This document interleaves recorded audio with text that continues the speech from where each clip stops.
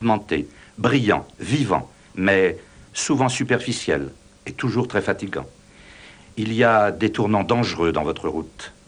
En suivant ce chemin, vous devez créer, résoudre des problèmes et lancer des idées. Vous vous dépensez sans compter grâce à votre puissance de recharge énergétique. C'est le chemin de la grande fortune perdue, puis retrouvée. C'est aussi le chemin de Marcel Achard. Alors, vos réactions, Jean d'Ormesson? Eh bien, je trouve ça très, encore une fois, peut-être trop indulgent, mais je me suis tout à fait reconnu dans ce que vous avez dit. On aurait pu être beaucoup plus critique. Je voulais vous dire une chose et vous poser une question. Est-ce que j'ai mal entendu? Est-ce que vous avez dit un chemin étroit ou un chemin numéro 3? Numéro 3. Qu'est-ce que c'est que le chemin numéro 3? Eh bien, votre chiffre de destinée, seulement, nous parlons en numérologie que de chiffre de destinée, à différents chemins, du 1 au 9, bien entendu, et c'est le résultat de la simplification de votre date de naissance. Ah oui, c'est ça. C'est le chiffre 3. On retrouve toujours le triangle chez vous, bien entendu. Tout ça me paraît tout à fait juste. Il y a un mot, peut-être... Je sais lequel. Lequel? Superficiel. Écoutez, superficiel, je crois que je suis obligé de l'accepter. Oui. Car j'ai souffert de ça, j'ai lutté de ça, contre ça. J'ai même écrit des livres qui sont peut-être un peu plus emmerdants qu'il n'est permis de le faire, pour qu'on ne m'accuse pas de superficialité. J'ai écrit 2 gros livres un peu difficiles, qui s'appellent La Loi de l'Empire, Le Seigneur de Dieu, sa vie, son œuvre, pour que cette étiquette soit un peu effacée. Donc je ne peux pas lutter contre ça, je suis obligé de l'accepter, c'est un de mes périls et il faut que je lutte contre cette superficialité. Il y a quelque chose d'autre sur lequel je suis peut-être un tout petit peu moins d'accord, mais on est sûrement aveugle sur soi-même, c'est le mot opportuniste. Est-ce que je suis opportuniste? Je ne suis pas sûr. Je suis souple, c'est vrai, et quelquefois je m'en veux d'être souple. J'admire beaucoup les gens qui ne sont pas souples du tout, qui sont très brutaux. Et je me dis pas malléables, oui. Oui, qui sont pas malléables. Je me dis même quelquefois que la politesse est déjà un peu trop, que c'est un peu trop, qu'il faut être... Bon, mais j'ai plutôt une facilité de contact avec les gens et je suis souple. Mais j'essaye de ne pas être opportuniste. Il ne faut pas dire aux gens devant eux ce qu'on ne dit pas derrière eux. Il ne faut pas essayer d'aller dans les vues des gens si on a des vues opposées. J'essaye en général de me tenir à ce que je pense, de ne pas céder devant je suis très influençable. On arrive très fort à me convaincre. Mais si on n'arrive pas à me convaincre, je ne pense pas qu'il faille changer d'avis. Oui. Et je ne crois pas qu'il faut changer d'avis. Je crois qu'il faut être fidèle à ses opinions, tant qu'on croit que si on me prouve qu'elles ne sont pas bonnes... On est sûr de détenir la vérité.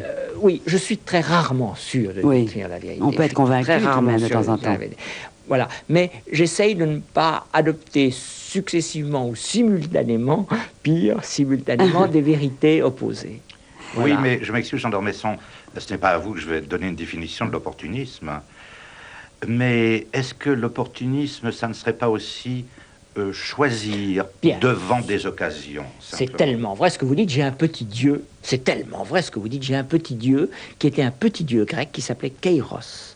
Et vous savez peut-être ce que c'est que le petit dieu Kairos, qui était un dieu tout à fait subalterne chez les Grecs, mais un dieu relativement important, qui est celui de la bonne occasion, le bon moment qu'il faut choisir. Et je crois très fort à ça. Le cardinal de Retz disait que être arriéré, être en arrière, être réactionnaire, c'est très mauvais, mais être trop en avance, c'est pas bon non plus. Il y a un bon moment à choisir. En ce sens-là, vous avez tout à fait raison, j'essaye d'être opportuniste, de saisir la bonne opportunité. Eh bien, Jean Belin, on va vous dire au revoir, parce qu'on est un petit peu en retard déjà. Oui. Et bravo à vous. En espérant que je finisse à l'Académie, bien entendu. Au revoir, Macha. Vous y avez des amis. Merci. Au revoir, Jean d'Ormesson. À bientôt. Au revoir, merci. Come on, everybody, clap your hands. Oh, you're looking good. I'm gonna sing my song, and it won't take long. We're gonna do the twist, and it goes like this. Oh, let's twist again, like we did last summer. Oh, twist again, like we did last year. Do you remember when things were really humming? Oh, twist again, twist the time is here. Round and round, up and down we go again.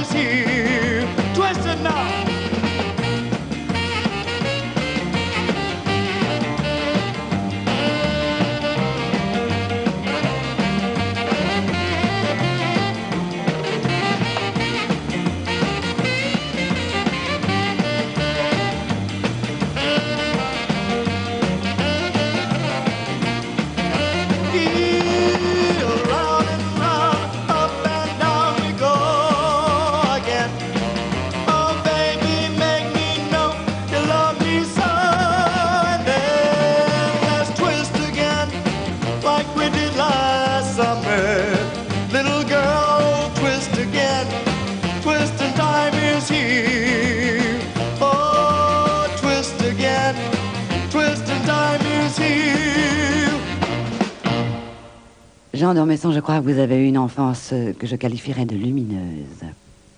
J'ai eu une enfance très heureuse grâce à mes parents. J'ai souvent écrit.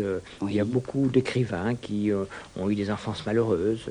Oui. Vous savez, tous les mots célèbres de Gide, Fanny Jevouet, de Sartre. Il n'y a pas de bon père, c'est la règle. L'exemple d'Hervé Bazin avec sa mère, Folcoche. Eh bien, j'ai eu la chance inouïe d'avoir des parents très bons, très libéraux, qui m'aimaient beaucoup et que j'aimais beaucoup. Et peut-être, si j'ai fait quelque chose, j'ai peut-être réhabilité un peu dans la littérature l'image des parents. L'image de la famille. L'image de la famille. Et j'ai été suivi, alors, en ce moment, alors c'est fou, c'est pas tout le monde, jusqu'à Cavana, qui parle très bien, d'ailleurs, de sa famille. Et à droite comme à gauche, c'est une réhabilitation. On revient, alors. On revient aux sources. Il va falloir que je m'en démarque, finalement. Alors, vous pouvez me raconter un peu vos vacances dans vos châteaux de famille? Alors, vous savez, c'est vrai qu'il y avait des châteaux, je n'ai jamais renié. C'est vrai qu'il y avait des châteaux dans ma famille.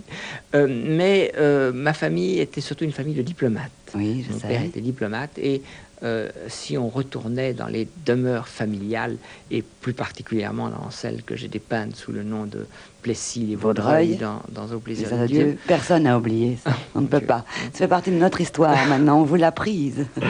Mais ça se passait pendant 1 mois ou 2 mois en été, et le reste du temps, j'étais avec mon père, qui était diplomate, soit en Allemagne, soit en Roumanie, soit au Brésil. Et ma petite enfance, je l'ai passée dans un pays très particulier, qui est la Bavière, entre les Alpes et les lacs de Bavière. Le pays du romantisme. Le pays du romantisme, absolument. Absolument, qui est devenu, sous mes yeux d'enfant, le pays du nazisme, parce que c'est aussi dans cette Allemagne du Sud romantique que s'est développé le nazisme. Quand je suis arrivé là, quelques mois en 1925, et Hitler était en prison. Et quand mon père a quitté en 1933, il est resté très longtemps, il est resté 8 ans, Hitler était chancelier du Reich. Et la Bavière avait beaucoup contribué à l'ascension de Hitler.